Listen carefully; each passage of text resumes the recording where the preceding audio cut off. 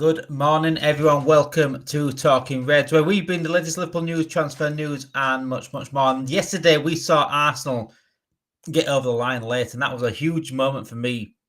I know it's early on in the title race, but it was a huge moment for specifically Arsenal.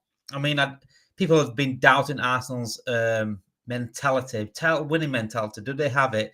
And yesterday, I think they showed it for the first time, pretty much. And we've got a title race on our hands, Reds. We've got a title race certainly on our hands. It's Champions League week as well. Liverpool travel to Turkey to face Galatasaray tomorrow night.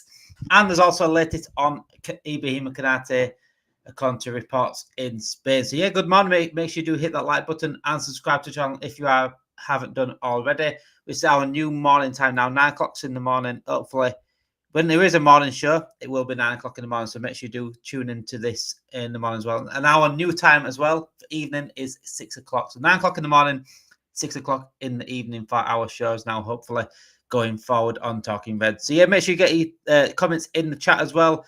Let me know your thoughts on the weekend's games. Liverpool losing to Crystal Palace. Arsenal also a huge win for them yesterday. Man City with a massive win on Saturday. Champions League tomorrow for Liverpool against Galatasaray. And then we've got Chelsea on Saturday evening at the 5:30 kickoff, which is going to be another tricky game for Liverpool. How big is Arsenal's win yesterday in terms of the title race? I know it's early in the season, but for me, it's a huge one. Mentality. And yeah, like I say, we're going to discuss the latest on Konate as well. So make sure you get your chat in. If you're watching live, make sure you do hit that like button as well. It is a Monday morning. Welcome in everyone. And yeah, get your cup of tea, get your cup of coffee, whatever you drink, cup of water, whatever you want to drink this morning, and chill out and enjoy the stream, hopefully. So let's get into this weekend then. Liverpool did lose to Crystal Palace, deservedly lose. I mean, we're speaking of the weekend. We did DBK and Naj did match reaction yesterday. Me and N spoke about it Saturday evening. It was a deserved loss for Liverpool. We were by far the second best team in that game.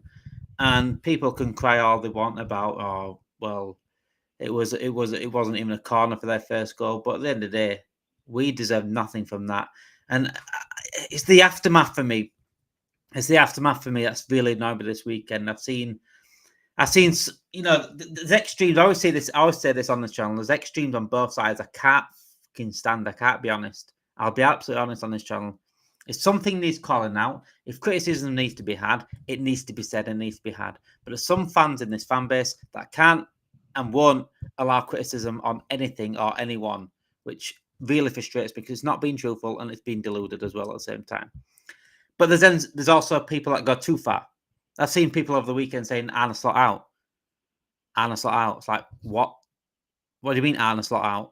The guy is the best manager for Liverpool. He won us the league last season with £10 million spent on Chiesa, and that's it. So anyone that's Arne Slot out is just absolutely wrong in that. But anyone on the other side of it and that says Arne Slot doesn't deserve criticism is also wrong for me. There's a balance to be had. There's down in the middle. Arne Slot is the best manager for us, but right now the criticism needs to be on him a lot for the tactics and the way we're playing and the thing. We talk about we're looking at individuals. People throwing at individuals. A lot of people will target individuals for performances. Florian Wirtz this, Florian Wirtz that. Mohamed Salah's not playing this, and yeah, you know what? They're not playing well at all. Gakpo's not playing well. This and that. Isak's not getting in service. XTK when he plays not getting in service. Konate's not playing well. This and that. Kirk is not playing well. When there's so many players not playing well, yeah, we are getting results. We're relying on late goals and sometimes individual brilliance. But when there's so many key star players not playing well, look at who's not playing well. Florian Wirtz is one of the best creators in world football. Salah, probably last season the best player in the world for me. Is it more to do with the players individually, or is it more to do with the system and the tactics? That's have we really brought Florian Wirtz in and getting the best out of him? Have we really brought Isak in and getting the best out of him? Last season, we created chances like it was nothing. And we talk about defensively, defensively we are there to get out easily to bypassing that midfield sometimes. And this is what was my worry going into the season. But going forward, Yes, we are scoring goals, but are we really creating that many chances? That's an issue. That's a big issue. We've got probably one of the most complete striker in world football for me in Isak. We've got one of the most creative players in world football in Florian Wirtz. We've got Mohamed Salah, who's one of the best goal scorers and most creative players in world football. And yet we're struggling to create good chances. Why is that? Why is that? Is that down to every individual? Or is that down to tactics and down to systems? Are we really playing systems and the tactics right now to suit the team that we've got? Did we buy for the system, or did we just buy players for buying players? Because last season, the system absolutely worked. But then we've got a completely different 10 in Florian Wirtz, a proper 10. And then we've got a different kind of striker in Isak, who's more complete, can come back, could go forward, can drive at players. And now we've got different kind of wingers. Last season, Trent was happy to come inside as a winger. As a fullback. This season, we've got proper touchline fullbacks, touchline wide fullbacks. But then we're playing them to come inside. Kirkes is dropping inside as a centre-back. That's not the Kirkes we bought. And absolutely right now, those players need to buck up. They need to buckle up and get better. They absolutely do. Do I have faith to do that? Absolutely. Do I have faith in Arne Slot to get the best out of them? Absolutely. Arne Slot's the best manager we can have. And probably one of the best tacticians in world football. But he certainly needs to look at things and needs to, how is he going to get the best out of these players now? Right now, this season, the players that have played outstanding for me would be Ekitike, would be Gravenberch, would be Szoboszlai, would be Van Dijk and Alisson. Five players that can go into this season and say, yeah, we've been fantastic this season. Those 5 players: Alisson, Van Dijk, Gravenberch, Szoboszlai, and Ekitike. Other than that, I don't think anyone can look at themselves and they played good in parts. I think Salah against Atletico Madrid was Salah. That was Mohamed Salah. Mohamed Salah against Atletico Madrid, that first half, when he was more involved in the game, coming inside a little bit more. That's the Mohamed Salah I want to see. So why then when we're going into games, when we see Mohamed Salah against Atletico Madrid, come inside a little bit more, get more of the ball, be more involved in the game, which Arne Slot said he was more involved in the game, and we saw the best of Mohamed Salah. Why in the next 2 games then is he back out really wide? That makes no sense to me. If his best game so far was him coming inside and getting in and around that box, why is he going back out to wide, really wide in other games? Is that Mohamed Salah or is that down to tactics? Because, again, I don't understand why Bradley started on Saturday. Because when we saw the best of Mohamed Salah is when Frimpong played. And we've been saying this on here. When Frimpong played against Atletico Madrid, come out wide, he allowed Salah to come inside. So why then are we playing Bradley over Frimpong? Because of his defensive sound. He was defensively on Saturday. He was the one that will get targeted. They went at him all the time, easily. They found space constantly on that left wing, the Palace on Saturday. Arne Slot needs to find his best team, and quickly. And it's going to, it was always going to take time. We bought, how many players did we buy in summer? We bought Mamardashvili, we bought Kirkes, Frimpong 3, Ekitike, Isak 5, Florian Wirtz 6. Any more? Can't think of any more. At least six players coming in through the door. So it's good. Leon is 7. So it's going to be hard to get him straight up and running straight away. But we need to start seeing something now. We need to start seeing some consistency in terms of the team. Yes, we need to rotate at times, but who is our best 11? And I don't understand why we keep playing McAllister when he's clearly not fit enough to play. It's like we're trying to force it a little bit. Saturday, Florian Wirtz going out wide to accustom McAllister midfield made no sense because McAllister right now is not fully fit. And to get in the best of McAllister, he needs to be fully fit. And that's not on McAllister. He should be playing. You can't play him into fitness like that. Maybe you play him into fitness if you get him minutes here and there. Maybe come off the bench a little bit. But starting games in that game in the midfield when Crystal Palace are tough to play midfield, it was the wrong decision to do. Florian should have started 10. For me, KS on the left should have been starting. And that's another thing I'm quite concerned about is Anasot's man management at the moment. What he said about Chiesa saying, well, I still don't even know if this is even true, but it definitely got put out there that he said about Chiesa about saying, oh, well, he played well against Southampton, so he deserves a couple of minutes against Palace. Like, what do you mean he deserves a couple of minutes? He deserves to start. The treatment Federico Chiesa makes zero sense to me. To this day, it still doesn't make zero sense. Federico Chiesa deserves to start football matches. Gakpo's not played well. Are we picking favourites here? Are we picking players on merit? Because right now, players on merit is not getting picked. Because if Chiesa is still trying to fight for some few minutes, that's ridiculous. When he's the one that's saved us this season twice now. Well, Southampton, Bournemouth, and then at the weekend, even nearly saved us again at the weekend, Chiesa. It nearly saved us again at the weekend. And we get a point from that.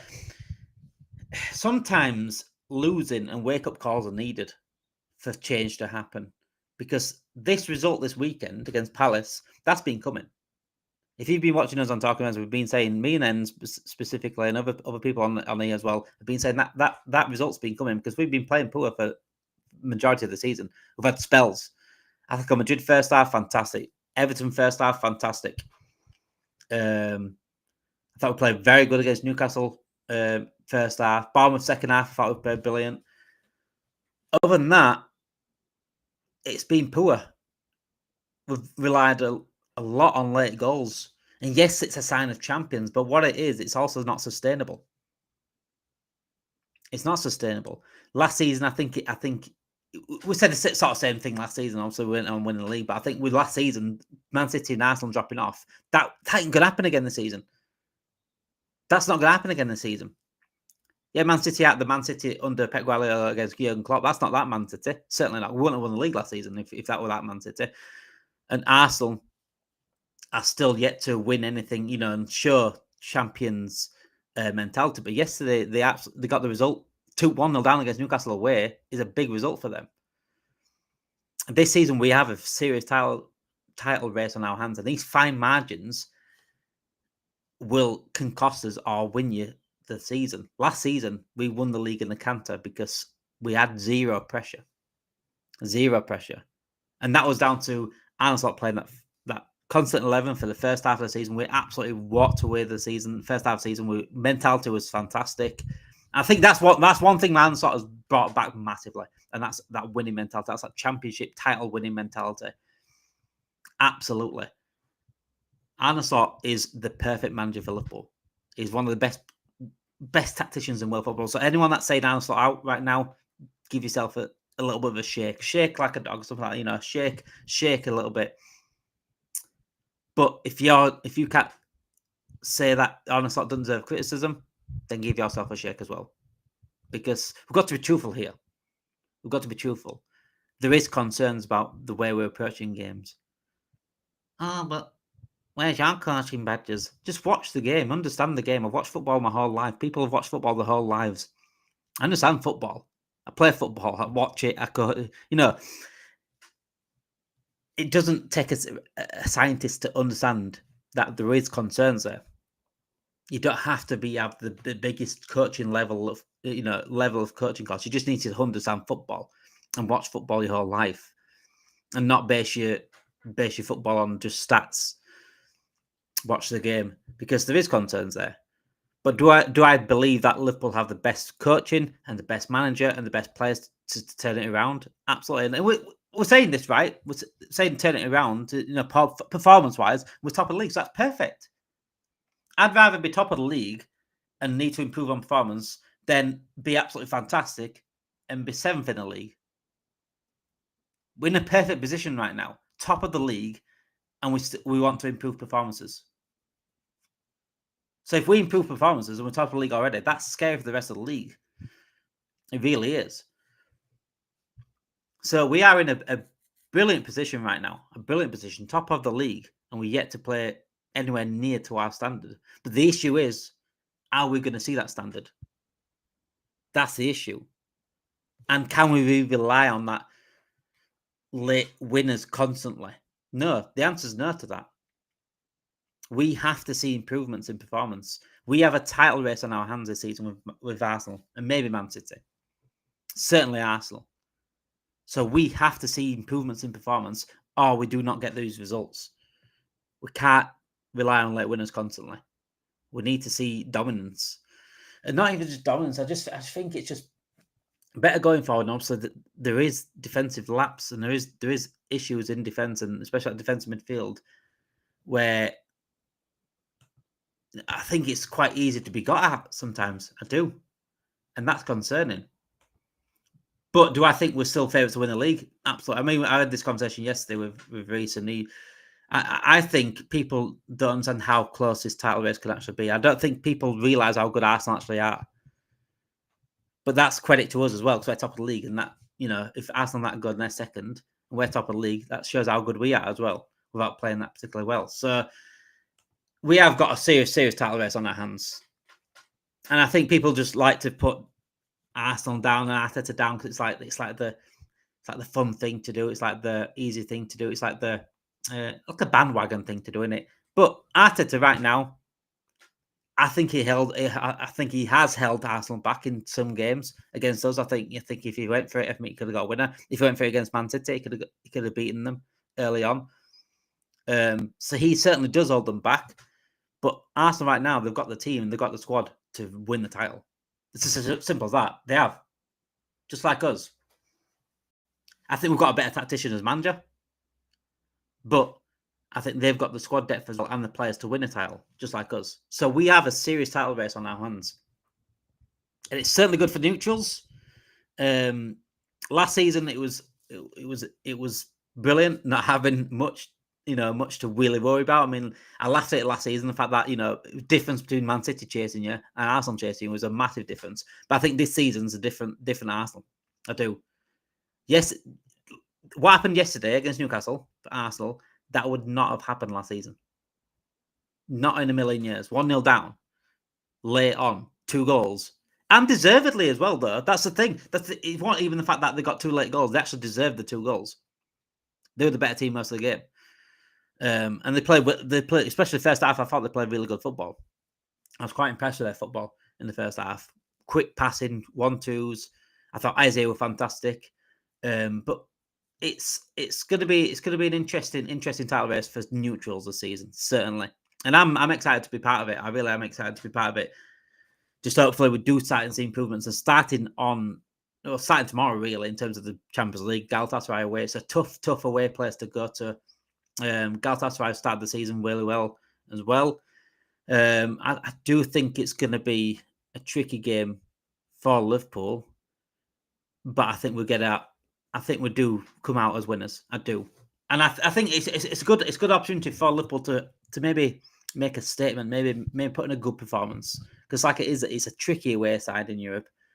It's a long way to travel, and it's a tricky game. It's how good that hostile home side is. Their fans really get behind them.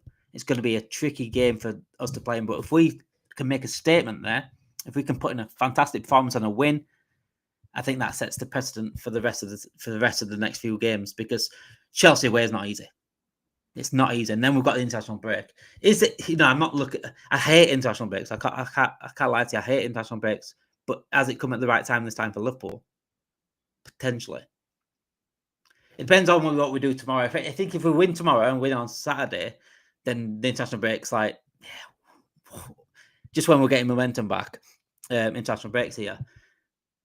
But if we don't win the next 2 games, then the international break sort of come at the right time. It's a bit of a let's see how the games go before I mention the international break and what my feelings on the international break is.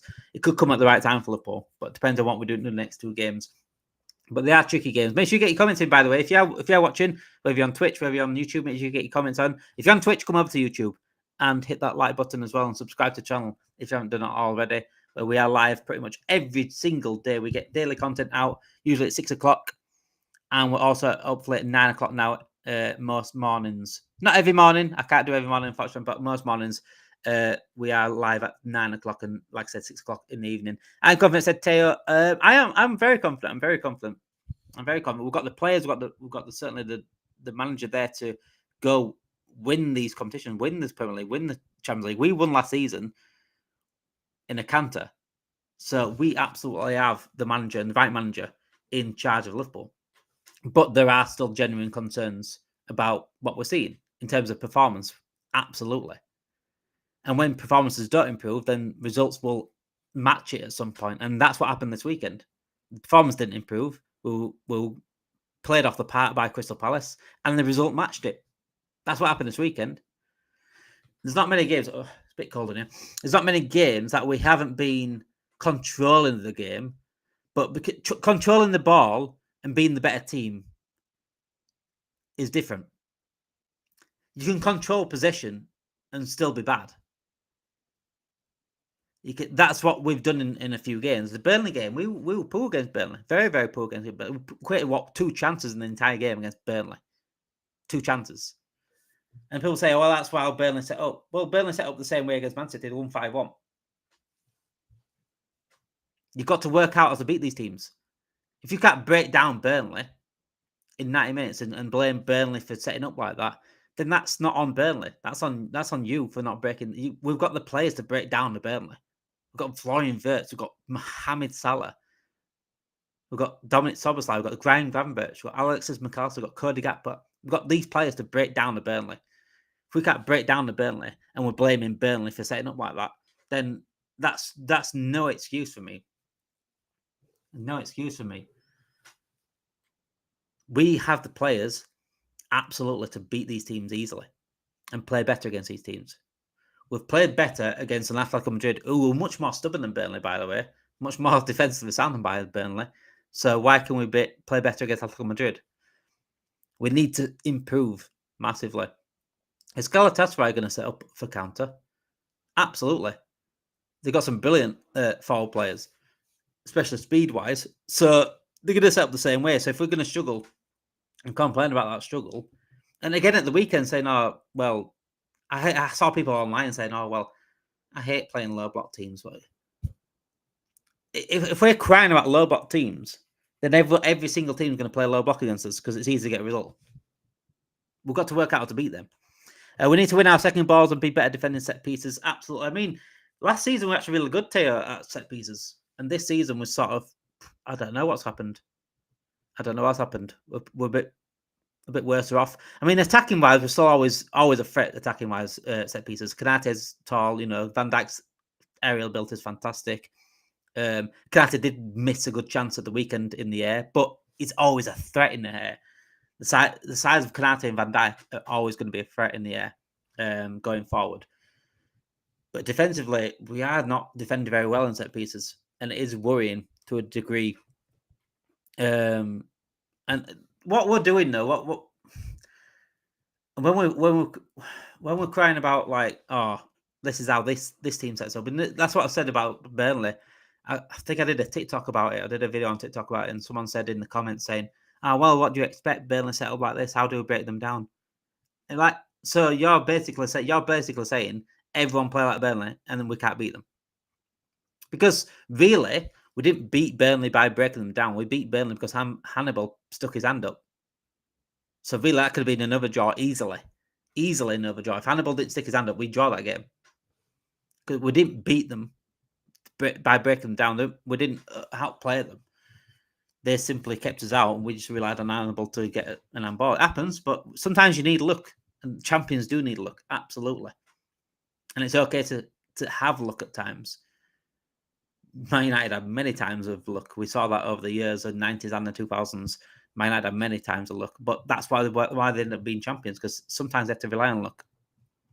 But you guys, let me know in the chat if you're watching. Let me know, what do you think about this title race this season? Because like I said, I think Arsenal have shown something differently this season. I think the two games where Arsenal deserve absolute criticism, especially Arteta, I think it's the game against us, because I think there was a point in the game, I'd say about half an hour left. I think Arsenal should have gone for it, if I'm honest. I think we were there to be beat that game. I think both teams were poor that game, but I thought Arsenal were the probably better, slightest of the like a best of a bad bunch sort of game. We didn't really create any chances. Arsenal created very, very little chances. But I think if Arteta went for it against Liverpool, I think they could have got the win. But Liverpool being Liverpool, champions elect, not elect. I'm not saying we were champions yet, but champions, champions mentality. We kept them out and we got a set piece and Dominic Szoboszlai put it in the top corner. That's what champions do. And I thought Arsenal against Man City as well. I thought setting up defensively against Man City when they can be got at, I think that let Arsenal down as well. So I think, but you can look at both teams. I think both teams, Liverpool and Arsenal right now, they both have positives, they both have negatives. Positives for Liverpool, we're title defenders. We've been there, done that. We've got the mentality for that. We've got players that have won everything in the team. They've got the mentality. I think we've got more world-class players as a whole than Arsenal. Van Dijk, world-class. Alisson Becker, world-class. Mohamed Salah, world-class. Florian Wirtz, teetering on world-class. McAllister and Gravenberch, probably the same. Alexander Isak could be teetering on that in terms of like top in his position in the world football. So we have more world-class players. Whilst Arsenal, I'd say world-class or teetering on world-class would be like Gabriel Saliba, Declan Rice, Saka. Other than that, I don't know if anyone's near that level, apart from those four. So I think we have more world-class players, or teetering on world-class, like close to world-class. Liverpool, I think, for me, have the better tactician in terms, especially in play. I think is willing to go for it, willing to go for games when he needs to, Arne Slot. I think we have more match winners in our team than Arsenal. And we certainly have some of the best players in world football. Like Alisson Becker's the best goalkeeper in the world. Van Dijk, the best defender in the world. Mohamed Salah, last season, for me, the best player in the world. So we have that over Arsenal, absolutely. Our negatives right now, Liverpool, I'd say we're trying to find a way to embed our new players. There's a lot of individual performances that are not playing well, particularly well at the moment. And I think we're struggling tactically, defensively, and attacking-wise at times. Defensively, I think we're easy to get past in midfield. And that's because we ain't got a DM for me. I've said this for a long time. And right-backs and full-backs, the full-backs are struggling a little bit. Kirke's not having a great season. Frimpong, I think Frimpong should be played a bit more. But they're easy to cut out at the moment. And attacking-wise, I think we're struggling to create really good chances. And more often. We create good chances now and then, but we don't. I don't know. We don't really worry teams as much, but the chances we have getting, we do take them most of the times. Consistency is key, absolutely, Teo. Absolutely, is absolutely key. And I think mentality-wise, we've got that as well. So plenty of positives for us, but negatives we still have some as well. And like I said, Arne Slot needs to work out his management a little bit. Maybe I don't know how he does that. I don't know if that's just going to be him now forever. I just don't like how the Chiesa thing's going down, me personally. And then throwing another player under the bus at the weekend as well, saying like, I don't like that, me personally. I think I absolutely love Arne Slot's truthfulness and saying like, if we're poor, I love him saying that we've been poor and we deserve to lose. I love that because that's honesty. But I think individual throwing players under the bus, I think that needs to be in-house. I think that needs to be in the dressing room and behind the scenes. Definitely is to get out of midfield, absolutely. And that's, for me, is a DM, is defensive-minded player. Because we've seen now how Gravenberch wants to get forward, which I've been saying for a fucking long time. Anyone that watched me or watched this channel, you'll know I've been saying for a long time, Gravenberch needs to get forward. He's a box-to-box player. He's not a number 6. He's played number 6 because he's the best one to go there, because we ain't got one. The only natural number 6 is Endo, we've got in the club, and he's not on that level we need, unfortunately.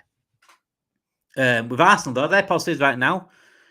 I think they've got a probably better squad depth than us in terms of all positions. Defensively, I think they've got the best. We've got the best defender, but I think they've got the best defense, especially structurally. They're hard to beat. Arsenal very hard to beat. And we've seen before, forwards, attacks win your games, defense win your titles. So if you're going to go on that, Arsenal have probably got the best chance of in terms of defensively wise, winning the title. Arsenal also, for me, have shown a little bit more this season in terms of better football at times than us. But what Arsenal don't have is they don't have the experience. Certainly, I say they don't have the mentality, but yes, they actually showed it for once. They actually showed title winning mentality. Before that, I've not seen much title winning mentality, but yes, they showed that. They don't have the experience. They don't have players that have been there, done that.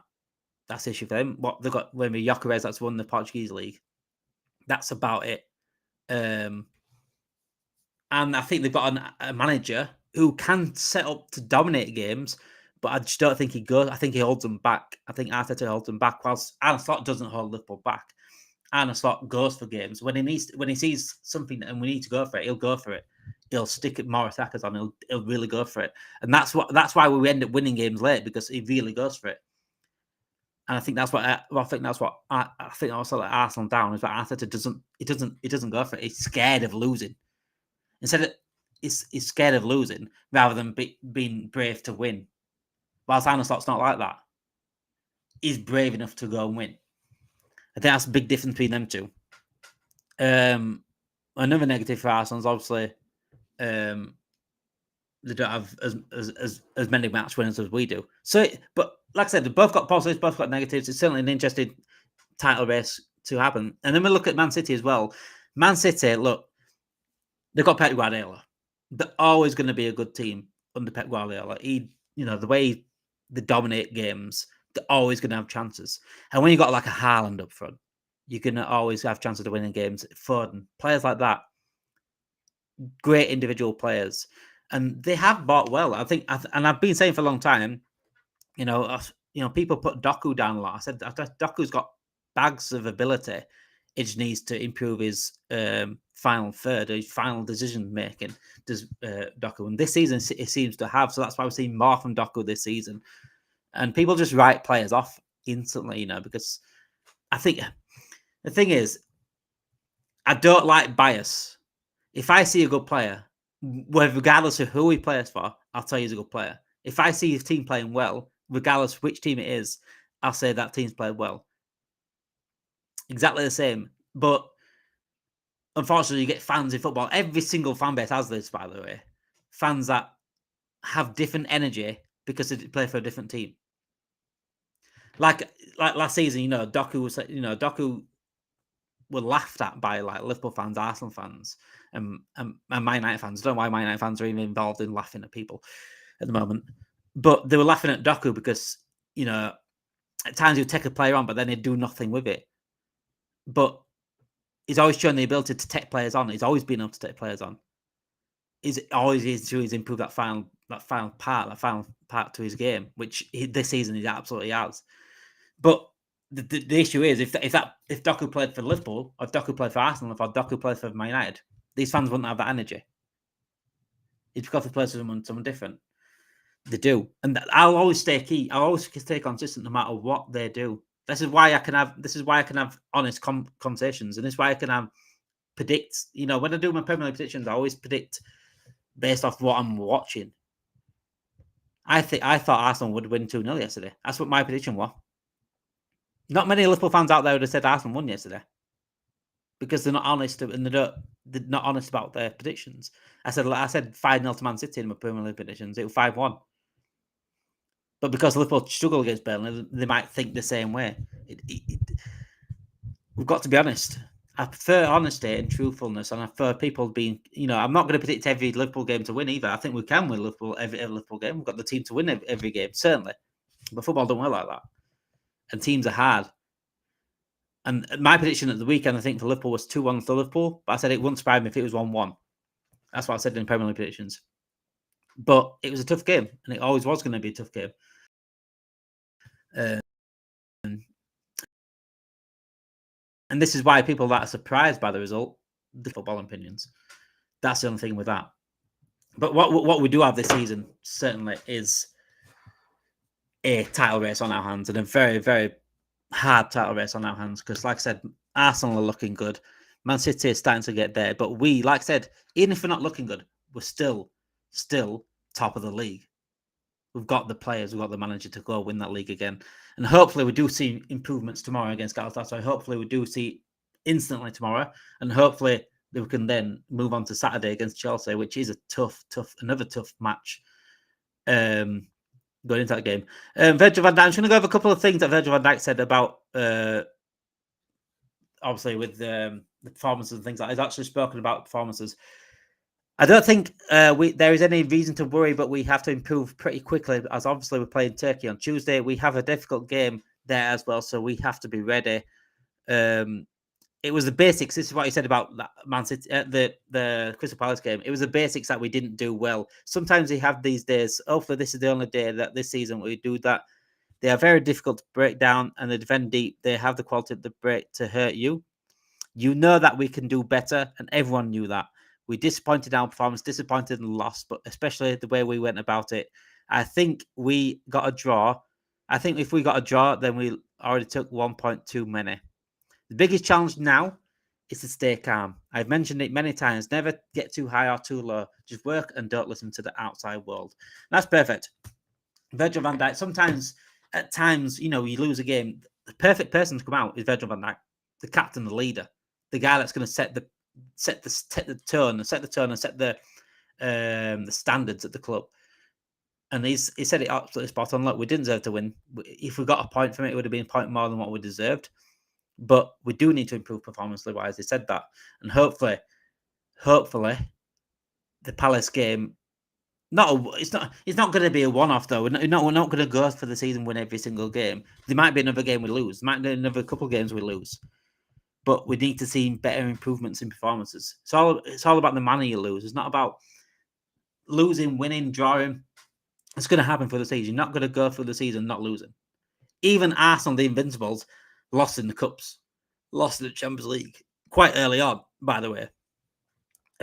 So we're going to have more losses. We're going to have draws where we're not happy about it. But it's about the way we go about it. Did we deserve to lose? That's the thing. Losing's one thing, but did you deserve to lose? And on Saturday, we deserve to lose. And not even... You can have a good performance and still be the second best team. Like say for example, we play Chelsea on Saturday, right? And both teams play well. But Chelsea play slightly better and deserve the win. But as long as we play well and do everything we can, I can't complain about performance. I can be annoyed at the result, but I can't complain about performance. But on Saturday, we were just shit. So we absolutely deserved to lose. And, there's times where you can play well and still lose, but we do need to improve massively in those performances. Premier League don't take no prisoners. It really doesn't. If you play poor against these teams, Teo, especially like a Palace, play poor against these teams. Like I said it the other week, if we played, that Burnley game, if that was any other team in the league, we lose that game or draw that game. We only won in the end because it was Burnley. Oh, well, maybe because of Hannibal putting his hand up. Like Burnley should be one of the easiest teams to break down and one of the easiest teams to easily beat. We saw that the weekend with Man City. Steve said no, we did. We did. And but I like the honesty. I like the honesty from Anna Slot, and I like the honesty from Virgil van Dijk to admit that as well. Anna needs to stop his experiences playing verts different positions, going back to what Anna knows best. I mean, and this is why I'm thinking, like, did we buy Florian Wirtz for a system, or did we buy Florian Wirtz for buying Florian Wirtz? Because if it's Arne Slot's system from last season, then Florian Wirtz doesn't suit it. Are we trying to fit Florian Wirtz into a system that doesn't suit him? Or should we change the system to suit Florian Wirtz and Isak? That's the question. And do I have full faith in Arne Slot to make that right decision? Absolutely. Absolutely. Good morning, David. Says Brave Kappa. I hope you're good this morning. Hopefully, bounce back tomorrow and positive result and performance. Absolutely, but hope you're well as well, my friend. It is a Monday morning. Hope you're nice. Hope you enjoy the rest of the week. And it's absolutely freezing this morning. By the way, It's that time of the year now. The heating has to go back on. Can't believe it. It's really cold this morning. It's nice and sunny outside, but it's really cold this morning. Plus, we will step up their play. Plus, teams will step up their play because we're defending champions. Absolutely, they will do. Every game's difficult. And this is why the Premier League is the hardest league in the world, because every single game, no matter who you play, is difficult. We could go to West Ham right now and struggle. That's just the way it is. That's what the Premier League is about. West Ham and Wolves, two of the worst teams in the league, and Burnley, went to Burnley and struggled. They've got 4 points this season. We struggled. They almost got a point of us. The only reason we didn't get a point of us is because Hannibal stuck his Wolves and West Ham away from home. If we went to Wolves or West Ham away, they're difficult games. Bottom of the league, both of them. They're difficult games. We've struggled before away to West Ham. Not last season we didn't, but we've done before. I want to see Anna Sot play a simple 4-4-2. 4-4-2. 4-1-1 next 2 games. Brad, I won't play Bradley, Steve. I won't play Bradley. I play Frimpong. I think Frimpong's the best one to get the best out of Salah. I've noticed more chill in the air this morning. It's freezing this morning. It's Raven Cup out, especially when I'm in the conservatory. It's so cold in here sometimes, unless I put the heating on a little bit. But yeah, I think I need some insulation in here, really. Like I said, look at the bottom of the league here. 17th Forest, 16th Villa, 15th Newcastle. All those games, we played any of those teams. That's difficult games. That's difficult games. Are you expecting many changes tomorrow? Good question. I expect Gakpo to come back in. I think Gakpo will come back in. I think Robbo plays. Other than that, Ekitike plays as well. So, I think maybe 3 changes tomorrow for Birmingham Cup. I think 3 changes. I think Ekitike comes in for Isaac. I think Gakpo comes back in for the left wing. And I think Robertson comes in at left back. I want him to play Frimpong, but it wouldn't surprise me if he didn't. Yeah. I'd say about 3 changes tomorrow, maybe.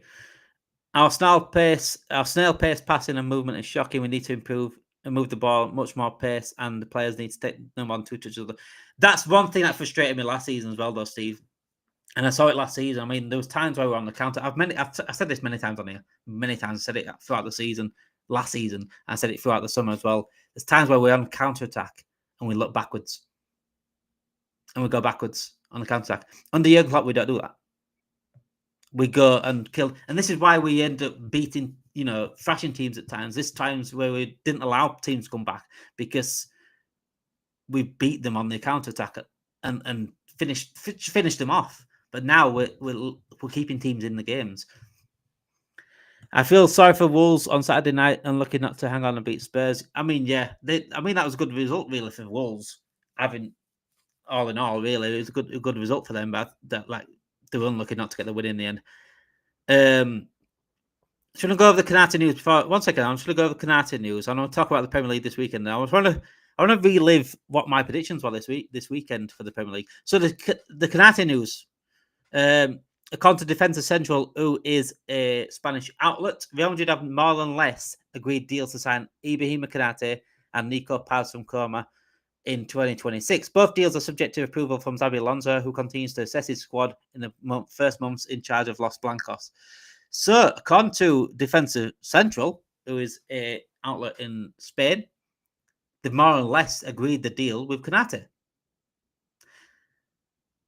Look, take it with a pinch of salt right now.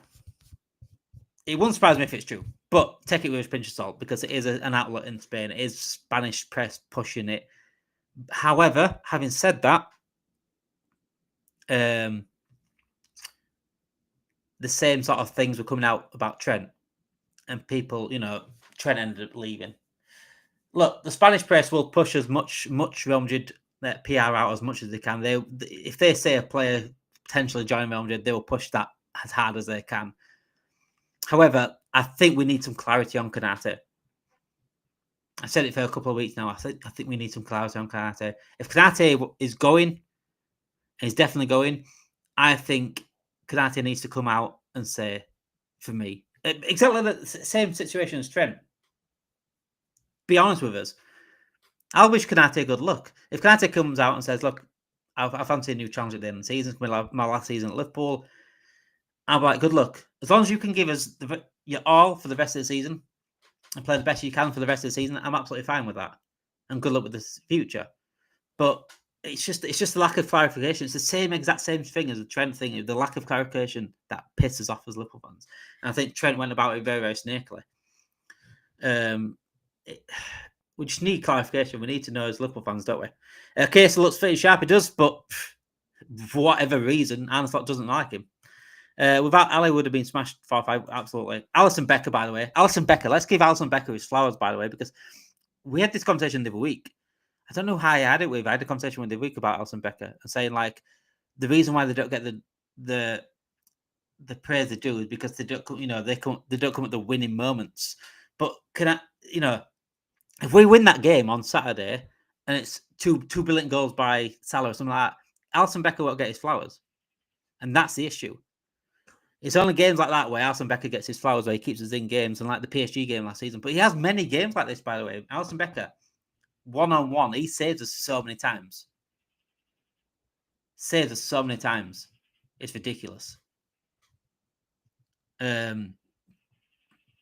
So yeah, I think what a keeper. And the talk about him, about Mamardashvili taking over him and stuff, not anytime soon. He needs a new contract. People are worried that Alisson Becker might not get a new contract. He needs a new contract. Absolutely. Konate should have been sold this July. I said in the summer, Steve. I said if Konate doesn't sign a new contract, then he needs to be sold, because we can't be in the same situation we did with Trent, and now we're in that situation again. But here we are. Edwards Hughes been at LFC for over a year and can't sort Konate out is shocking. I'm not going to blame Edwards and Hughes, mate. I'm not going to blame Edwards and Hughes. They've been given a shit show at times here to sort stuff out. They did sort the Salah and Trent and Van Dijk stuff out straight away as well. I think, hopefully, this is the last time now we see anything like this with Konate in terms of letting the player go down to the last 6 months of the contract for free. I'm hoping this is the last time. And I don't think Hughes will be happy with that. Dom, our best right back. It's a bit like Gravenberch being our best DM, but I don't think Dom is our best right back personally. But Dom has played fantastic there. But I still want to see Dom in midfield next year. Konate out Gay in, says Steve. But I think if Konate were to leave, I think we need two defenders, because Gahey this season, if Mark Gahey came in this season, it would have been as well as having Konate. It should have been them two battling out for that position. So if Gahey comes in, then Konate leaves, then someone else needs to come in and support Gahey for that position. Does that make sense? We need two defenders in the summer. And a DM, by the way. It's going to go for the last 10 minutes, though. I'm just going to go through the Premier League results. And I'm just thinking what I said in terms of how close I was with my predictions. So, Brentford, Man United, I don't think I wrote this down, but I can't remember. I think I remember what scores I said. Brentford, Man United, I said 2-2 in that game. But I said it'd be a good game for neutrals, Brentford, Man United. And if Bruno Fernandes actually scored his penalty, which I'm glad he didn't, if he scored his penalty, that would have been 2-2 that game. I don't think Brentford go get a winner.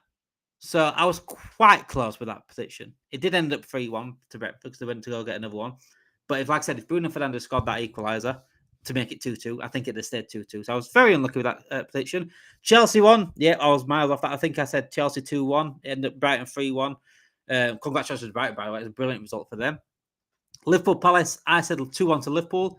But I said it wouldn't surprise me if it were 1-1. So without the Nketiah goal at the end, it could have been 1-1, pretty much. Leeds Bournemouth, I said, I'm annoyed at this, actually. I'm annoyed at this. Bervin Copper, you'll back me up on this. I said Leeds United Bournemouth 2-2. I said that originally. I said, forget it. I've changed my mind. I said 3-2 to Leeds. I changed my mind, didn't I? I don't know if Bervin Copper remembers that. You're in the chat, so remember Remember the chat, Roving Cup. I remember saying it. Go back on our stream actually on Friday night. But I did the prediction. I edited it into a predictions show for Saturday morning. So I can go back to that.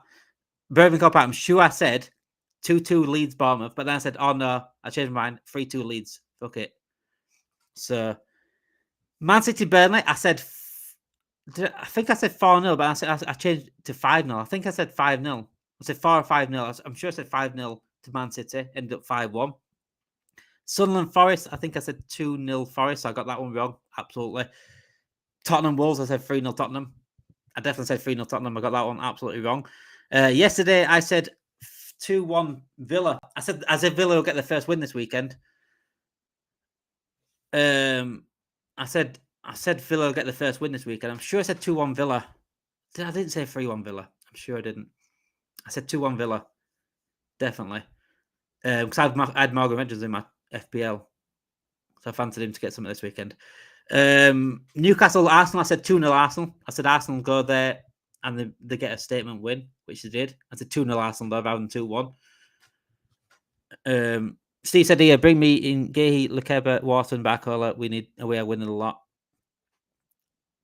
And tonight, what did I say in the Everton game? Did I say 2-0 Everton? I definitely said Everton win. I think it said 2-0 or 2-1 to Everton.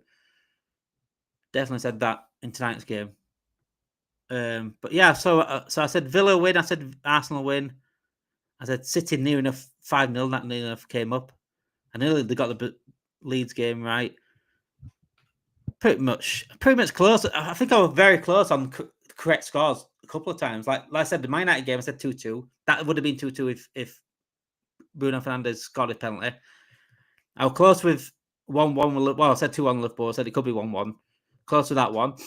I said Leeds 2-2. I said Leeds 2-2, and then changed my mind to 3-2 Leeds. So very close to that one. I said 5-0 Man City. That was very close to that one. 5-1. I was either close or completely got the result right. I said 2-1 to Villa. I'm close with that. I said 2-0 Arsenal. Close with that in terms of correct score. Anyway, what are your thoughts on Gabriel and ball penalty? You know me, Broving Cop out. I'll always be honest on this channel. Regardless, this is why referee standards will never improve until everyone's honest about it when it's not their team. It wasn't a penalty. The short distance between the player and the ball, and it came off, obviously, his body as well before it hit his hand. It's not a penalty to me. Having, playing football, if that's given against me, I'd be pissed off. And I don't think it's enough to overturn it either. For me, that's not a penalty. I think common sense needs to come into things like that. And for me, if that was Liverpool and that was given against me, I'd be pissed off. Would be crying. And this is what I'm saying about. I've seen a lot of Liverpool fans online crying about it. It's like, but you have got Arsenal fans who are crying about our decisions. Like, you're only the same as them. Why are we crying at the Arsenal fans when we get decisions or we get late goals? But what then we have this different energy when it's them. I'm always going to be truthful on here, regardless of who. And that's the only way. That's the only way. We improve refereeing standards if we're truthful about decisions when it doesn't benefit us. Simple as that. If it doesn't benefit us, we've got to be truthful about it regardless. Otherwise, how can we improve refereeing standards? Because then we're just showing bias. If it's a penalty, I'll tell you it's a penalty. If it's a penalty, I'll tell you. I don't care who it is. Even if it was Man United, as much as it pains me to say, if Man United got a penalty, that should have been. If they didn't get a penalty, they should have got a penalty. I'll tell you. I'll say it. Forest will struggle this season. Edwards Hughes should try and get Nico Williams and Elliot Anderson from them in January. Gabriel should have been sent off for punching Newcastle. I saw that. Was it like a retaliation thing? I saw something like that. Did I lift his hand up or something? I don't really see it all though. You're right. It wasn't a penalty. That's what I'm saying to you. Like, I could come on here and cry about that, but I'm not. That's not being honest. I'd rather be honest. It wasn't a penalty. Anyone that's played football knows that's not a penalty. It's his body onto his hand. It was a very short distance between the player and kicking the ball to him. He ain't going to move his hand out of the way from that. He wasn't really an unnatural position either. People say, oh, he's out there. He's falling down. His arm's going to be up. It's not an unnatural position. It is what it is. Arsenal got the win and deserved the win for me yesterday. Anyone that says anything different, it's just that they're just either biased or they don't understand football. But I'm not going to be biased on here. I'd rather be truthful than anything. Fabrizio Romano has come out and said Liverpool are maintaining absolute confidence in Florian Wirtz. They're convinced it's just a matter of time before we see. I think it is and all. I think it is and all. I think anyone that's giving up on Florian Wirtz, it's pointless. At the end of the day, I said at the start of the season, it wouldn't surprise me if a player like a Florian Wirtz doesn't hit the ground running, but you got to have patience for it. I'm sure I've said it. I'm sure I said it like before when we signed him. Sometimes he might not hit the ground running, but you just got to have patience. He's got the ability to do that. And when I'm already, when we're talking about the systems and tactics maybe not suiting him, then that's going to add to it as well. But yeah, thank you for watching this morning. Anyway, thank you for watching. It's been nice to see you all guys in the morning. I hope you enjoy the rest of your day. Whatever you're doing, whether you're at work, whether you're not at work, make sure you do enjoy the rest of your day. Make sure you do hit that like button and subscribe to the channel if you haven't done already. And join us again tonight at 6 o'clock. Remember, 6 o'clock is our new times for the evening shows, and 9 o'clock will be our new time for the morning shows. That's if there is morning. Unfortunately, we can't do morning shows every morning, but 9 o'clock will be that time if it does. So if you put your notification bell on, it will tell you when we have the show at 9 o'clock. And like I said, every evening, 6 o'clock, that is our new time. Thank you for watching tonight, guys. This morning. Have a great rest of the day and speak to you